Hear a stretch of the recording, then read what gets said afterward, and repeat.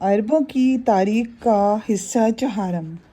ایک عرصے بعد بنو قحطان کے دو بھائی اوس اور خزرج مدینہ کے علاقے میں آ بسے۔ انصار ان کی اولاد میں سے تھے۔ سیل عرم کے بعد جو لوگ یمن میں بٹ گئے تھے ان کا حکمران شمر بن افریقیس بن ابراہیہ تھا۔ شمر بڑا بہادر تھا۔ اس نے کئی علاقے فتح کیے مگر چین کی طرف جاتے ہوئے اس کی فوج پیاس کی وجہ سے مر گئی۔ یمن سے پٹھان اسد ابو کرب تھا۔ وہ بلاد مشرق کو فتح کر کے واپس جا رہا تھا کہ مدینہ کے نواح میں پڑاؤ کیا اور یہاں وہ اپنے بیٹے کو چھوڑ گیا، مگر کسی نے اس کے بیٹے کو قتل کر دیا تھا، اس لیے وہ اہل مدینہ کو مارنا چاہتا تھا، مگر اس کو بنو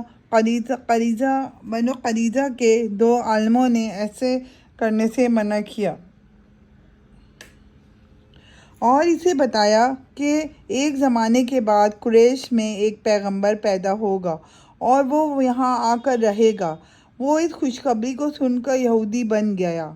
اس نے مکہ کا سفر اختیار کیا اور کعبہ پر ایک پردہ چڑھایا، اور یہ وہ پہلا شخص تھا جس نے خانہ کعبہ پر غلاف چڑھایا۔ پٹھان اسد کے خاندان کی حکومت ایک عرصے ہی رہی۔ ان کی صفوں میں گندگی آ گئی۔ اس وقت ان کا حاکم لخنیا نیوف زونشنا تر بن گیا اور یہ لواطت کیا کرتا تھا۔ اس نے ایک خوبصورت لڑکے سے برائی کا ارادہ کیا جس کا نام زرہ تھا۔ بادشاہ نے اس کو حکم دیا کہ وہ شاہی محل کا دورہ کرے۔ لڑکا ساری صورتحال سمجھ گیا اور اس نے ایک چھری اپنے جوتے میں چھپا لی اور اس نے اس چھری سے حاکم مودود کا کام تمام کر دیا۔ اس کی یہ بہادری دیکھ کر اس کی قوم نے اس لڑکے کو اپنا حاکم بنا لیا۔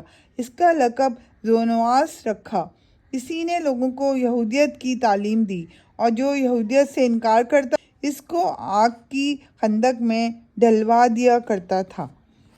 اس ظلم سے تنگ آ کے نجرانیوں نے قیصر روم سے مدد کی اپیل کی تو اس نے نجاشی کو یہ ٹاس دیا کہ وہ اہل نجران کو اس جابر حاکم سے خلاصی دلائے۔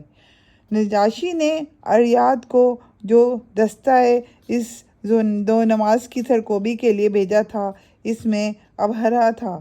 ذونواس مارا گیا۔ ابرہہ اور اریاد اپنے اپنے علاقوں میں آ گئے۔ کچھ آدمی اریاد کے ظلم کی وجہ سے ابرہہ سے مل گئے اور ایک دن ابرہہ اور اریاد کا آپس میں مقابلہ ہوا۔